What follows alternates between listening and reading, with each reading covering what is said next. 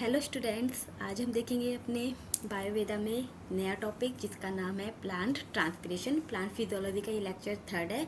जो आप कोई भी बायोलॉजी का एग्ज़ाम दे रहे हैं उसमें प्लांट ट्रांसपिरेशन के ऊपर से 100% एक क्वेश्चन आपको जरूर मिलेगा ही मिलेगा। और को बहुत सारे एग्जाम है जिसमें इसकी वेटेज बढ़ती ही जाती है, मतलब एटलीस्ट 1 क्वेश्चन तो आपको इस टॉपिक पे से मिल ही जाएगा। तो ठीक है, ट्रांसपिरेशन क्या होता है बच्चों? देखो क्या होता है, जो हमारा ये मान लो प्लांट्स है, ठीक है, इसके कुछ एरियल पार्ट्स होते हैं जो एयर के कांटेक्ट में होते हैं, लाइक लीव्स, हमारे स्टेम्स, ठीक है। उनकी सरफेस के ऊपर से वाटर का लॉस होना है, ठीक है, वाटर का लॉस होना, उसको क्या बोलते हैं हम? ट्रांसपिरेशन। आया समझ में? The loss of water in the form of water vapour from aerial part of plant specially from leaves, ठीक है। 85 to 90% जो वाटर होता है वो लीव्स की सरफेस से ही क्या होता है? इवेपोरेट होता है। और लीव्स में भी किसके थ्रू होता है? स्टोमेटा के थ्रू। स्टोमेटा क्या होते हैं बच्चों? लीव्स के ऊपर कुछ पोर लाइक स्ट्रक्चर होते हैं जो गैसेस एक्सचेंज और ट्रांसपिरेशन में हेल्प करते हैं, ठीक है। यहाँ पे दिखा रखा है कि वाटर का लॉस हो रहा है, दिखाई दे रहा है।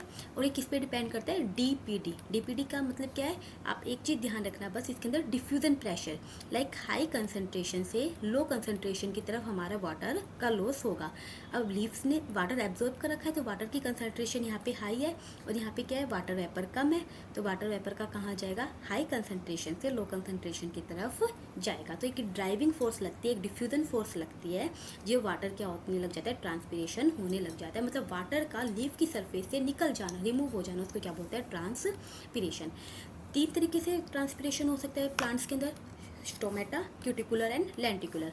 स्टोमेटा बताया था मैंने अभी, कहाँ प्रेजेंट होता है? हमारी लीव्स की सरफेस पे, पोर लाइक स्ट्रक्चर, ठीक है। क्यूटिकलर्स क्या होते हैं बच्चों?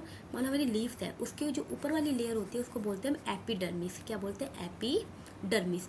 एपिडर्मिस के ऊपर भी एक लेयर प्रेजेंट होती है, ठीक है, उसको क्या बोलते हैं? क्यूटिकुलर। वैक्सी लेयर होती है। कैसी होती है? वैक्सी लेयर, थोड़ी सी, ठीक है, ठीक है। ये जो मैंने येलो कलर में ड्रॉ किया है, मतलब यूँ समझना, ये जो हमारी एपिडर्मल लेयर है उसके ऊपर प्रेजेंट होती है एक वैक्सी लेयर। देखा है कभी लीव्स के ऊपर ड्रॉप्स लगी रहती है? ऐसा लगता है जैसे अपन तेल के ऊपर पानी नहीं डाल देते, वैसी दिखाई देती है ड्रॉप्स, ऐसे चिकनी चिकनी सी बिल्कुल कोटिंग दिखाई देती है। वही कौन सी लेयर होती है? Cuticular layer. वहाँ से भी वाटर का ट्रांसपिरेशन होता है, 10 to 12% वाटर वहाँ से ट्रांसपेयर्ड होता है, ठीक है। और कुछ किसके थ्रू होता है? लेंटिकुलर्स। लेंटिकुलर्स क्या होते हैं बच्चों? हमारे स्टेम्स के अंदर कुछ पोर लाइक स्ट्रक्चर प्रेजेंट होते हैं, उनको हम क्या बोलते हैं? लेंटिकुलर्स। लेकिन सभी स्टेम्स में नहीं होते, ये सिर्फ कौन सी स्टेम्स में होते हैं? डाइकोट स्टेम्स में प्रेजेंट होते हैं। ये ध्यान रखना, लेंटिकुलर्स कहाँ होते हैं? सिर्फ डाइकोट में। और डाइकोट में क्यों होते हैं? क्योंकि वहाँ पर क्या होता है? सेकेंडरी ग्रोथ होती है, ठीक है। डाइकोट स्टेम और डाइकोट रूट में लेंटिकुलर्स प्रेजेंट होते हैं, उसके थ्रू भी क्या होता है? वाटर में ट्रांसपिरेशन होता है 2 to 3%। मोनोकोट रूट्स और मोनोकोट स्टेम्स में लेंटिकुलर्स प्रेजेंट नहीं होते, तो वहाँ पे भी लेंटिकुलर्स होंगे ही नहीं, तो ट्रांसपिरेशन कैसे होगा? तो समझ में आए 3 पार्ट्स कौन कौन से? Stomatal, cuticular and lenticular. अब हम थोड़ा सा स्टोमेटा के बारे में पढ़ लेते हैं कैसा होता है, ठीक है। यहाँ पे दिखाई दे रहा है, मोनोकोट में अलग होता है बच्चों, डाइकोट में अलग होता है, ठीक है। ये पहले मैं आपको डाइकोट का दिखा रही हूँ, ठीक है। ये किसका है? डाइकोट का। डाइकोट में कैसा होता है? किडनी शेप होता है। कैसा होता है? किडनी शेप दिखा है ना, किडनी शेप का दिखाई दे रहा है हमें। और बच्चों देखो, मान लो ये हमारा ऐसे है, ये स्टोमेटा है, ठीक है। इसके अंदर क्या प्रेजेंट होता है? क्लोरोफिल, ठीक है, क्लोरोप्लास्ट प्रेजेंट होता है। ध्यान रखना क्या प्रेजेंट होता है? क्लोरोप्लास्ट। ये हमारी क्या है? Stomatal cell. क्या है? स्टोमेटल सेल, ध्यान रहेगा। और ये क्या है? स्टोमेटल पोर, स्टोमेटा पोर, ठीक है। अब बच्चों इसके चारों ओर एक और चीज़ प्रेजेंट होती है, ठीक है। ये देखो, इसको हम बोलते हैं सब्सिडरी सेल। कौन सी सेल होती है? Subsidiary cell. क्या नाम है? ध्यान रहेगा, सब्सिडरी सेल, ठीक है। ये हमारी गार्ड सेल है, ठीक है। मेन जो हमारे स्टोमेटा 2 टाइप की सेल से बना हुआ है, गार्ड सेल, ठीक है, मेन सेल है। जो यहाँ पे पोर दिखाई दे रहा है, स्टोमेटल पोर, इसमें ही वाटर का ट्रांसपिरेशन होता है, गैसेस का भी और वाटर का भी, ठीक है। गैसेस का एक्सचेंज एंड वाटर ट्रांसपिरेशन। और जो चारों सेल दिखाई दे रही है उनको क्या बोलते हैं हम? Subsidiary cell. इसके अंदर क्लोरोप्लास्ट अब्सेंट होता है और गार्ड सेल के अंदर क्लोरोप्लास्ट प्रेजेंट होता है, ध्यान रखना, ठीक है। सब्सिडरी सेल के अंदर क्या होता है? क्लोरोप्लास्ट क्या होता है? अब्सेंट होता है। और गार्ड सेल के अंदर क्लोरोप्लास्ट प्रेजेंट होता है। और ये कैसे होती है? किडनी शेप होती है इन डाइकोट्स। समझ में आया? जो स्टोमेटा के बारे में यहाँ पे मैंने साइड लिख रखा है, जो स्टोमेटल सेल होती है ग्रीन एपिडर्मल सेल होती है, ठीक है। उनके अंदर क्या होता है, क्लोरोप्लास्ट होता है, समझ में आ रहा है, क्लोरोप्लास्ट प्रेजेंट होता है। सब्सिडरी सेल नॉन ग्रीन होती है, इसके अंदर क्लोरोप्लास्ट नहीं होता, और ये गार्ड सेल को चारों ओर से कवर करे रखती है। और स्टोमेटल पोल क्या होता है, स्टोमेटल पोल की ओपनिंग को कौन मेंटेन करता है, गार्ड्स, जो ये गार्ड सेल दिखाई दे रही है ना रेड कलर में, वो स्टोमेटल ओपनिंग को कि वो बंद होगा या खुलेगा उसको मेंटेन करती है। और बच्चों एक चीज़ और देखना, यहाँ पे रेडियल रिंग्स होती है, क्या होती है, रेडियल रिंग्स, उसकी हेल्प से स्टोमेटा में मूवमेंट होती है।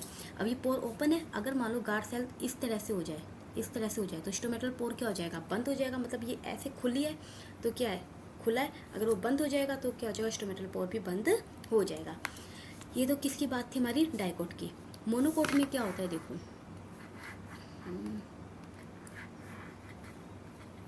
मैं कलर ले लेती हूँ दूसरा जिससे आपको अच्छे से दिखेगा। हाँ देखो, मोनोकोट में होता है हमारा डंबल शेप की, कैसा होता है, दिखाई दे रहा है, डंबल शेप की, ये गार्ड सेल होते हैं। ये क्या है, गार्ड सेल, डंबल शेप का होता है, ये आ रहा है समझ में। ये स्टोमेटल पोर हो गया, और इसके चारों ओर क्या होगी, सब्सिडरी सेल प्रेजेंट होगी, ठीक है। ये किस में दिखाई देता है, मेनली ग्रासिस के अंदर दिखाई देता है। आ गया समझ में। स्टोमेटल की एनाटॉमी, स्टोमेटा कैसा होता है, स्टोमेटा दो टाइप की सेल से बना होता है, गार्ड सेल जिसके अंदर क्लोरोप्लास्ट प्रेजेंट होता है, सब्सिडरी सेल जो चारों ओर प्रेजेंट होगी उसके अंदर क्लोरोप्लास्ट प्रेजेंट नहीं होगा। और गार्ड सेल की ओपनिंग से ही ओपन हो रहा है या बंद हो रहा है, उसी से डिसाइड होगा कि स्टोमेटल पोर खुलेगा या बंद होगा। मान लो ऐसे है गार्ड सेल तो स्टोमेटा पोर ओपन है, अगर ऐसे हो गया तो जो स्टोमेटल पोर है वो क्लोज हो जाएगा। और मोनोकोट में क्या होता है, डंबल शेप की होती है। हाँ, ये डायग्राम मैंने आपको यहाँ पे दिखाई दिया। ये चारों इन्होंने सब्सिडरी सेल है, यहाँ पे क्या है, सब्सिडरी सेल है, ये गार्ड सेल है, इसके अंदर ये क्लोरोप्लास्ट दिखाई दे रखा है, और ये स्टोमेटल पोर है, ठीक है। और यहाँ पे बच्चों यहाँ पे दिखा रखा है रेडियल अरेंजमेंट होता है, ठीक है।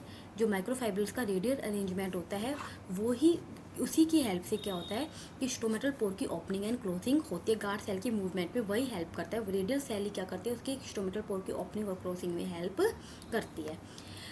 अब वॉल की थिकनेस भी होती है, देखो अलग अलग जगह पे। जो स्टोमेटल पोर के पास वाली होगी ना गार्ड सेल की लेयर, वो क्या होगी, थिक होगी। ये कैसी होगी, थिक होगी। जो दूर होगी वो क्या होगी, थोड़ी थिन होगी, ठीक है। जो सब्सिडरी सेल के पास होगी गार्ड सेल की वॉल, वो क्या होगी, थोड़ी थिन होगी, इलास्टिक होगी। और जो गार्ड सेल जो स्टोमेटल पोर के पास होगी, आप वाइट कलर की दिखाई दे रही है, ये वाइट कलर वाली, वो क्या होगी, थिक और रिजिड होगी। तो ये थोड़ा सा ध्यान रख लेना। बिल्कुल हम एनाटॉमी अच्छे से पढ़ चुके हैं। अब हम देखते हैं कि जो स्टोमेटा है, वो कुछ स्टोमेटा तो ऐसे होते हैं बच्चों, नाइट में एक्टिव होते हैं। कब होते हैं, नाइट में, और कुछ होते हैं डे में, ठीक है।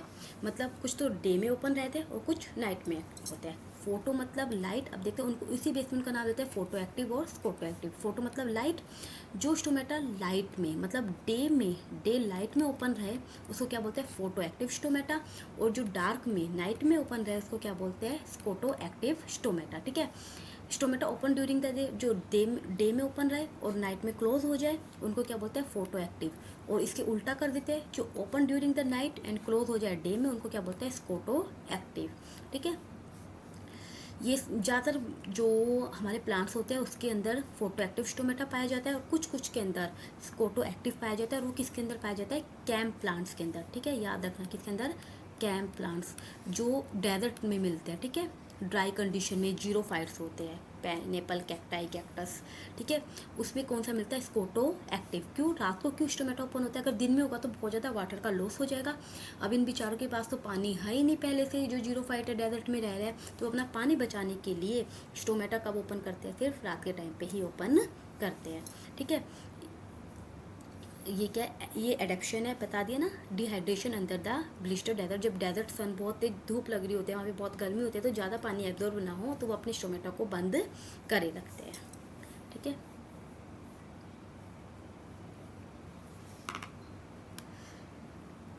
चलो, स्टोमेटा के बारे में इतना पढ़ा। अब हम थोड़ा सा लीफ के एनाटॉमी के बारे में पढ़ते हैं, मोनोकोट और डाइकोट की, ठीक है। तो देखो बच्चों, ये हमारी लीफ है, ठीक है। लीफ की दो लेयर, जैसे अपने इतने, एक वेंट्रल और एक डोर्सल। ये ऊपर वाली वेंट्रल है और ये मैंने क्या बनाते हैं यहाँ पे, डोर्सल, ठीक है। इसका नाम दे दिया वेंट्रल और ये है हमारी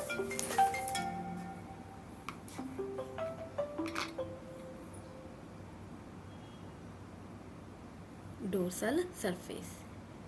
हाँ, ये क्या है? डोर्सल। बच्चों क्वेश्चन आते हैं इसमें से, हर एक पॉइंट जरूरी है। जो ऊपर वाली लेयर होती है उसका एक और नाम है, उसको बोलते हैं अडेक्सियल। क्या बोलते हैं? अडेक्सियल। और इसको अबैक्सियल, ए बी और ये ए डी, ठीक है, अबैक्सियल लेयर। ध्यान रहेगा। अपर एपिडर्मिस, ये जो एपिडर्मिस बनाई है, ठीक है, अपर एपिडर्मिस, इस लेयर का नाम है अडेक्सियल, जो वेंट्रल साइड प्रेजेंट है। और इसको क्या बोलते हैं हम? Lower epidermis. दिखाई दे रहा है? लोअर एपिडर्मिस, जो डोर्सल साइड प्रेजेंट है, नीचे की साइड है, और उसका नाम दे दिया अबैक्सियल, ठीक है। अब इसके बीच में जो टिश्यू होता है, ठीक है, यहाँ पे दिखाई दे रहा है, जो इन दोनों सेल के बीच में, उसको हम बोलते हैं मीसेनकाइम, ठीक है, मीसेनकाइम, ठीक है, मीसेनकाइम टिश्यू। दो टाइप का होता है, एक होता है पैलिसेड और एक स्पंजी, ठीक है, पैलिसेड और स्पंजी पैरेन्काइमा। जो मीसेनकाइम टिश्यू होता है वो किससे बना होता है? मैं कलर दूसरा ले लेती हूँ ताकि आपको अच्छे, हाँ ये दिख रहा है, देखो, ठीक है। मीसेनकाइम दो टाइप के टिश्यू से बना होता है, डाइकोट में। ध्यान रखना, ये किसकी बात हो रही है? सिर्फ डाइकोट की, मोनोकोट के एनाटॉमी अलग है। इसको तो बोलते हैं हम पैलिसेड। क्या बोलते हैं? पैलिसेड। और नीचे होता है स्पंजी। क्या होता है? स्पंजी पैरेन्काइम, ठीक है। तो हमने देखा जो लीफ की सरफेस, अपर एपिडर्मिस और लोअर एपिडर्मिस, अपर वेंट्रल साइड, लोअर क्या हो गई हमारी? Dorsal side. अपर वाली को हम क्या बोल देते हैं? एडेक्सियल, और इसको क्या बोलते हैं? अबैक्सियल। ध्यान रहेगा, एडेक्सियल एंड अबैक्सियल। दोनों लेयर के बीच में जो टिश्यू प्रेजेंट होता है उसको हम क्या बोलते हैं? मीसेनकाइम टिश्यू, जो पैरेन्काइमा से बना होता है। पैरेन्काइमा भी दो टाइप के होते हैं, एक पैलिसेड जो ऊपर होता है, और नीचे वाला क्या होता है? स्पंजी। यहाँ पे दिखाई दे रहा है पैलिसेड पैरेन्काइमा, स्पंजी पैरेन्काइमा। और अब एक सबसे जरूरी स्ट्रक्चर हमारा वस्कुलर बंडल, ठीक है। देखो बच्चों, अब हम देखते हैं हमारा वस्कुलर बंडल। इस यहाँ पे क्या प्रेजेंट है? Vascular bundle. ऊपर की साइड जो अडेक्सियल सरफेस की साइड तो जाइलम होता है, और नीचे की साइड क्या होता है? फिलोएम। ध्यान रहेगा, जो ऊपर वाले की तरफ क्या होता है? जाइलम, और यहाँ पे क्या होता है? फिलोएम, ठीक है। पूरी एनाटॉमी समझ में आई? दो लेयर बनाई मैंने, ventral and dorsal, upper epidermis and lower epidermis, ठीक है। और जो मीसेनकाइम टिश्यू होता है उसके अंदर पैलिसेड होता है और स्पंजी मीसेनकाइम होता है। और जो हमारा वस्कुलर बंडल होता है, अपर की तरफ जाइलम और नीचे की तरफ फिलोएम, ठीक है। Stomata primary present on the lower epidermis, जो, हाँ अभी ये बताती हूँ, इतना समझ में आ गया। और जो स्टोमेटा प्रेजेंट होते हैं डाइकोट में, वो कहाँ प्रेजेंट होते हैं? हमारे लोअर एपिडर्मिस की तरफ। ये चीज़ इंपॉर्टेंट है, ठीक है।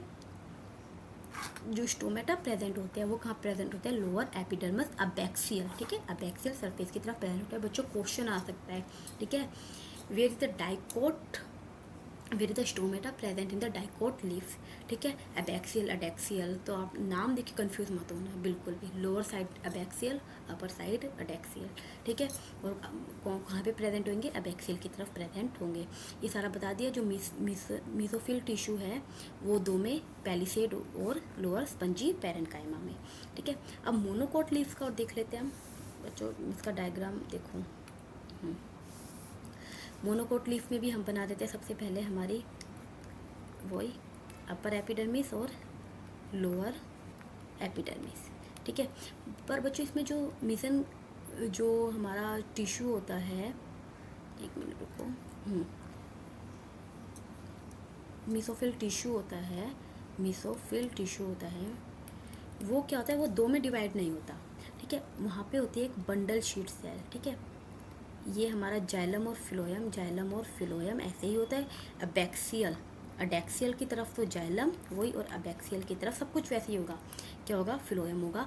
लेकिन यहाँ पे सेम टाइप के ही क्या मिलते हैं? हमारे सेल मिलती है। आ गया? स्पंजी और पैलिसाइड जो टिश्यू होता है वो क्या होते हैं? बिल्कुल सेम होते हैं। और जो उनकी चारों ओर एक सेल प्रेजेंट होती है उनको क्या बोलते हैं अपन? बंडल शीट सेल, ठीक है। ध्यान रहेगा, बंडल शीट सेल। ये किस में दिखाई देते हैं? C4 प्लांट्स में, ठीक है, कैंप प्लांट्स में जो जीरोफाइट्स होते हैं, ठीक है। और यहाँ पे स्टोमेटा इक्वली डिस्ट्रीब्यूट होते हैं दोनों में, अपर साइड भी और लोअर साइड भी, यहाँ पर भी और यहाँ पर भी, ठीक है। तो इनको क्या बोलते हैं हम? एम्फिस्टोमेटिक या आइसोस्टोमेटिक, ठीक है। एम्फिस्टोमेटिक या आइसोस्टोमेटिक इक्वली डिस्ट्रीब्यूट होते हैं अपर एंड लोअर साइड। तो देखो हमने डाइकोट और मोनोकोट लीव्स की एनाटॉमी पढ़ी है। जो डाइकोट में होता है स्टोमेटा डोर्सल साइड होता है, क्या कहाँ होता है, डोर्सल साइड, उसको अबैक्सियल भी बोल सकते हैं, लोअर एपिडर्मिस भी बोल सकते हैं। ठीक है, तीनों ध्यान रखना, किसी पे भी क्वेश्चन आ सकता है। मोनोकोट में क्या होता है, दोनों साइड ही प्रेजेंट होगा, अबैक्सियल और एडैक्सियल दोनों सरफेस से, अपर एपिडर्मिस लोअर एपिडर्मिस दोनों तरफ ही क्या होगा, प्रेजेंट होगा। इसके अंदर पैलिसेड और स्पंजी मेसोफिल टिश्यू होता है, इसके अंदर सेम ही होगा, सिर्फ क्या प्रेजेंट होगी, बंडल शेड सेल होगी। एनाटॉमी में तो ये हमें पढ़ना ही है डिटेल में, यहाँ पे सिर्फ स्टोमेटा को दिखाने के लिए कि कहाँ प्रेजेंट होता है, इसलिए हमने इसको थोड़ा डिटेल में और पढ़ा है। अब देखो बच्चों, थोड़ा सा यहाँ पे ना इन पे से क्वेश्चन पूछ लेते हैं। ठीक है, तो हम ये देख लेंगे कि डिस्ट्रीब्यूशन क्लासिफिकेशन की स्टोमेटा होता है अलग अलग प्लांट्स में कैसे कैसे मिलता है। तो जो एप्पल और मलबेरी में होता है वो हाइपोस्टोमेटिक होता है। हाइपो मतलब जो सिर्फ लोअर साइड पे मिले, ठीक है, एपिडर्मिस की। पोटैटो में कैसा होता है, एम्फी, बोथ साइड में मिलता है लेकिन मेनली लोअर साइड। ठीक है, एम्फीस्टोमेटिक में मतलब एक होता है एम्फी और एक आइसो। आइसो में तो बिल्कुल इक्वल होगा, और एम्फी में क्या होगा, होगा तो दोनों तरफ लेकिन लोअर साइड ज़्यादा होगा। तो वो किस में दिखाई देता है, पोटैटो में। ओट के अंदर दोनों में इक्वली डिस्ट्रीब्यूट होगा। वाटर लिली में एपिस्टोमेटिक होगा, एपी मतलब ऊपर की तरफ, ठीक है, अपर एपिडर्मिस, और हाइपो मतलब लोअर में। और पोटामोगेटन में क्या होता है, सबमर्ज होता है, अब्सेंट ही होता है। ठीक है, वाटर के अंदर रहता है ये, तो उसके अंदर स्टोमेटा अब्सेंट ही होता है। तो ये थोड़ा सा ये चार्ट है वो ध्यान रख लेना, क्वेश्चन आ जाते हैं। अब देखो बच्चों, अब गार्ड सेल फोटोसिंथेसिस थ्योरी समझते हैं। बहुत बहुत बहुत इम्पोर्टेंट है। ठीक है, इसके लिए हम एक स्लाइड लेते हैं। ये है हमारी गार्ड सेल, ठीक है, प्यारी सी गार्ड सेल। ठीक है, यहाँ पे वाटर का एब्जॉर्प्शन हुआ, ठीक है, वाटर का एब्जॉर्प्शन हुआ, गार्ड सेल क्या हो जाएगी, गार्ड सेल स्वेल करेगी। ठीक है, जैसे ही स्वेल करेगी, फूलेगी, तो स्टोमेटापोर क्या हो जाएगा हमारा, बिल्कुल ओपन हो जाएगा। स्टोमेटापोर क्या हो जाएगा, ओपन, स्टोमेटा ओपन। ठीक है, इतना समझ में आएगा। वाटर एब्जॉर्ब हुआ, वाटर गार्ड सेल के अंदर आया, और क्या हुआ, हमारा स्टोमेटा ओपन हो गया। ये साइड में क्या है, सब्सिडरी सेल है। समझ में आ रहा है इतना, वाटर एब्जॉर्ब हुआ, स्वेल हुई, और स्टोमेटापोर ओपन हो गया। कोई डाउट इतने। अब ये वाटर यहाँ पे एब्जॉर्ब हो क्यों रहा है गार्ड सेल में, मेन बात ये है। मैंने एक चीज़ बताई थी, गार्ड सेल में क्या प्रेजेंट होते हैं बच्चों, क्लोरोप्लास्ट। क्या प्रेजेंट होते हैं हमारे, क्लोरोप्लास्ट। क्लोरोप्लास्ट क्या करेंगे, ठीक है, क्लोरोप्लास्ट क्या करेंगे, फोटोसिंथेसिस। फोटोसिंथेसिस करेंगे तो ये क्या बनाएंगे, शुगर बनाएंगे। क्या बनाएंगे, शुगर बनाएंगे। अब यहाँ पर क्या ज़्यादा हो गया, शुगर ज़्यादा हो गया, वाटर कम है, मतलब यहाँ पे कंसंट्रेशन शुगर की क्या है, ज़्यादा है। तो वाटर कहाँ मूव करेगा, आ रहा है समझ में, वाटर कहाँ मूव करेगा, इनसाइड मूव करेगा, कंसंट्रेशन को मेंटेन करने के लिए। आया समझ में, वाटर का मूवमेंट क्यों हुआ, क्योंकि यहाँ पे क्लोरोप्लास्ट प्रेजेंट थी, क्लोरोप्लास्ट ने फोटोसिंथेसिस करी और शुगर बनाया। शुगर बनाया तो वाटर का मूवमेंट अंदर की साइड होने लग गया, सेल स्वेल्व करेगी और हमारा स्टोमेटापोर ओपन हो जाएगा। कोई डाउट, फिर से एक बार देख लो, क्या है, जो गार्ड सेल है उनके पास क्या प्रेजेंट है, क्लोरोप्लास्ट। क्लोरोप्लास्ट है वो क्या करेंगे, फोटोसिंथेसिस करेंगे। फोटोसिंथेसिस करेंगे तो शुगर बनेगी, ठीक है, शुगर का फॉर्मेशन होगा। शुगर का फॉर्मेशन होगा तो क्या होगा, कंसंट्रेशन डिफरेंट हो जाएगी, तो water move inside in the guard cell, move inside in guard cell. तो गार्ड सेल क्या करेगी, स्वेल करेगी। गार्ड सेल स्वेल करेगी तो स्टोमेटापोर ओपन हो जाएंगे।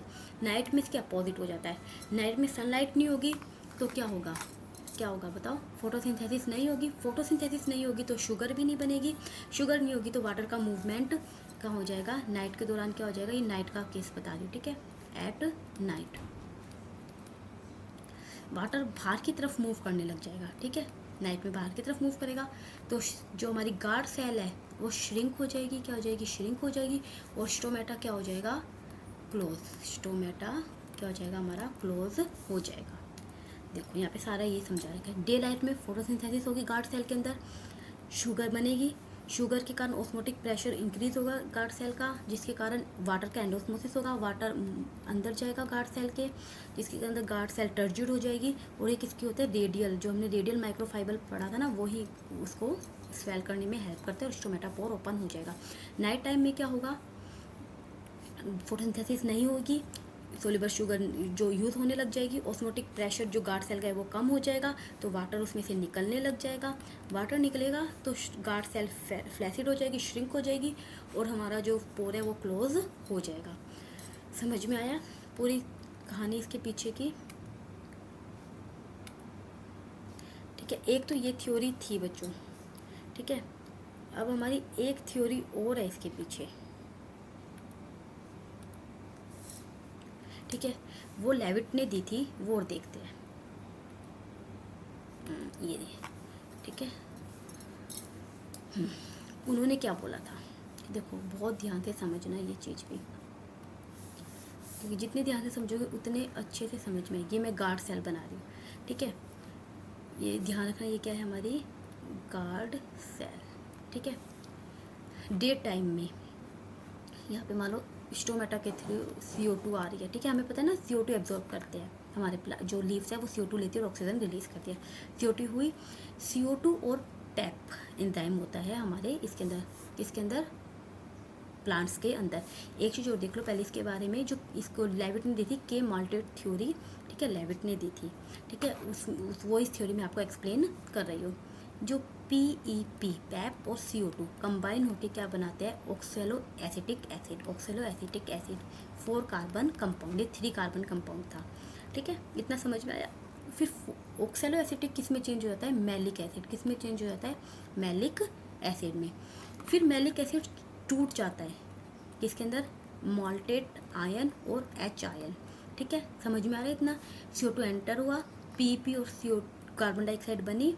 फिर जो फॉस्फोनोल पायरोफेट था वो ऑक्सेलो एसिटिक में चेंज हुआ, OA में चेंज हुआ, फिर वो माल्टेट में चेंज हुआ, मैलिक एसिड में। मैलिक एसिड टूट गया मैल्टेट और H पॉजिटिव आयन में। फिर यहाँ पे एक चैनल होता है, एक एंटीपोर्ट होता है, पोटेशियम और हाइड्रोजन एंटीपोर्ट, जिसकी हेल्प से जो हाइड्रोजन है वो तो बाहर चला जाता है और पोटेशियम अंदर आ जाता है। क्या आ जाता है, पोटेशियम अंदर। अब पोटेशियम अंदर आ गया है, वो माल्टेट के साथ कंबाइन हो जाएगा, माल्टेट के साथ कंबाइन हो जाएगा और क्या बना देगा, पोटेशियम माल्टेट। क्या बना देगा, पोटेशियम माल्टेट, और KCl की फॉर्मेशन कर देगा।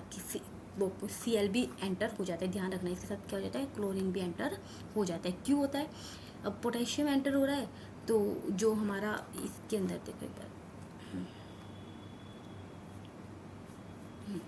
आ रहा है समझ में, जो हमारे अंदर क्या हो रहा है, इसके अंदर ये K पॉजिटिव एंटर हो रहा है। K पॉजिटिव Cl के साथ मिलकर क्या बना देगा, KCl बना देगा और K माल्टेट की फॉर्मेशन कर देगा।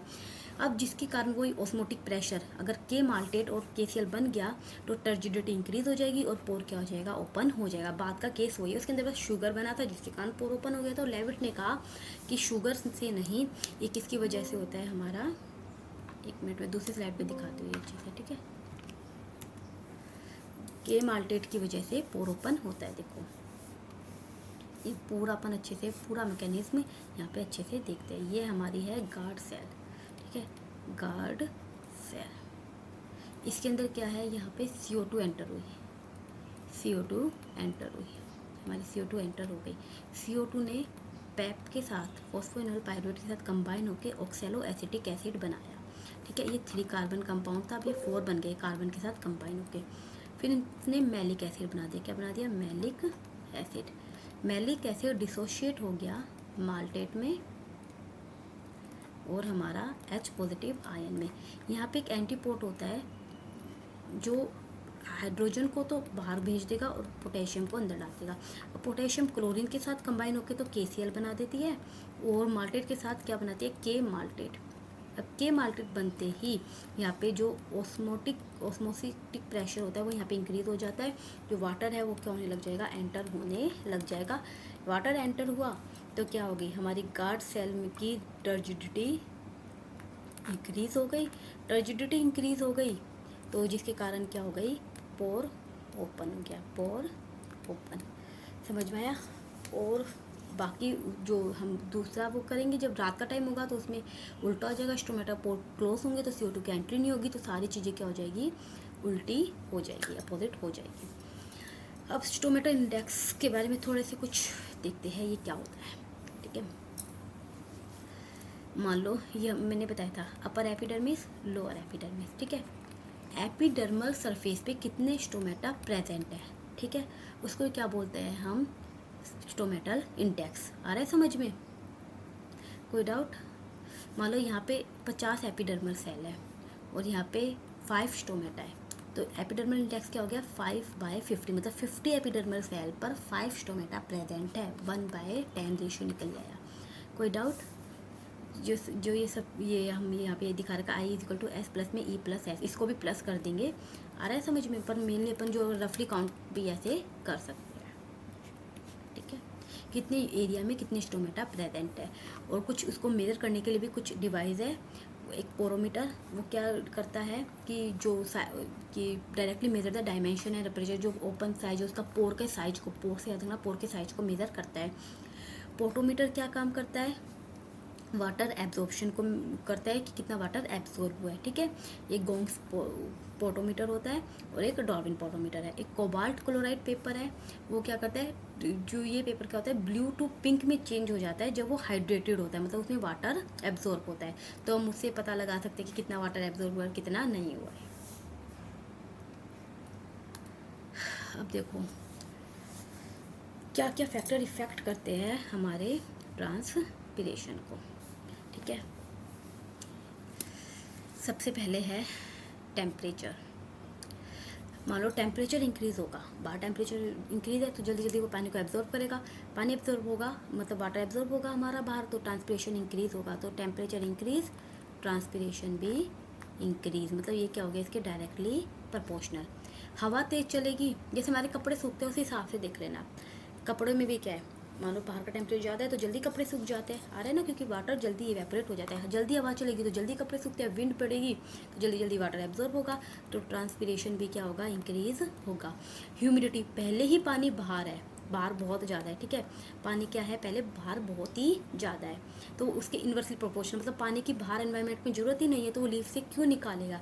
तो जो ह्यूमिडिटी होती है वो क्या होता है, इन्वर्सली प्रोपोर्शनल किसकी होती है, ट्रांसपिरेशन की। अगर ह्यूमिडिटी ज़्यादा है तो ट्रांसपिरेशन क्या होगा, कम होगा। रूट शूट रेशो क्या होता है, वो भी डायरेक्टली प्रोपोर्शनल होता है। जैसे जैसे रूट सिस्टम साइज को हम बढ़ाएंगे, रूट और साइज के रेशो को, वैसे वैसे क्या होगा, हमारे ट्रांसपिरेशन रेट इंक्रीज होगी। अब बच्चों कुछ साइंटिस्ट ने ना ट्रांसपिरेशन के को नेसेसरी इविल बोला है, कि मतलब ये वाटर का लॉस कर रहा है तो इविल तो है ही, लेकिन ये ज़रूरी भी है। ज़रूरी क्यों है, क्योंकि ये ट्रांसपोर्ट में हेल्प करता है, वाटर को ड्रेन करने में हेल्प करता है, कूलिंग इफेक्ट देता है हमारी लीव्स को।